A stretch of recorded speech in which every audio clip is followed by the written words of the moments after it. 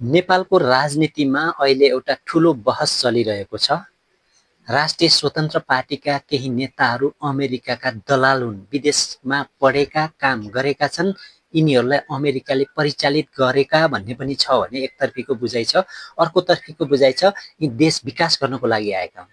यी नेताहरू सामान्य नेता होइनन्, उच्च शिक्षा लिएका, अन्तर्राष्ट्रिय अनुभव भएका व्यक्तिहरू हुन्।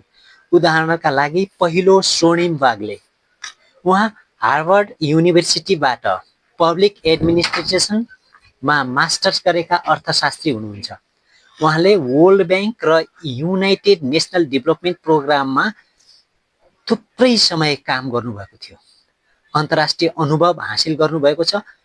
दोस्रो नेता हुन् सुमना श्रेष्ठ, उहाँले अमेरिकाको ब्रायन कलेजबाट अर्थशास्त्र र गणित पढ्नुभएको छ र पछि एमआइटी स्लोन स्कुल अफ म्यानेजमेन्टबाट एमबिए गर्नुभएको छ।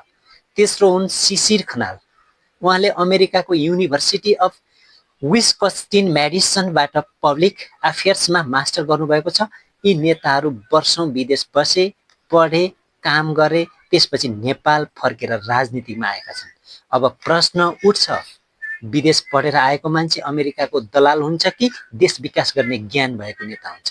केही मानिस भन्छन् विदेश पढेका नेताहरूले आधुनिक सोच, व्यवस्थापन र नीति ल्याउन सक्छन्, तर अर्को पक्षले भन्छ विदेशी प्रभाव पर्न सक्छ भन्ने डर पनि छ।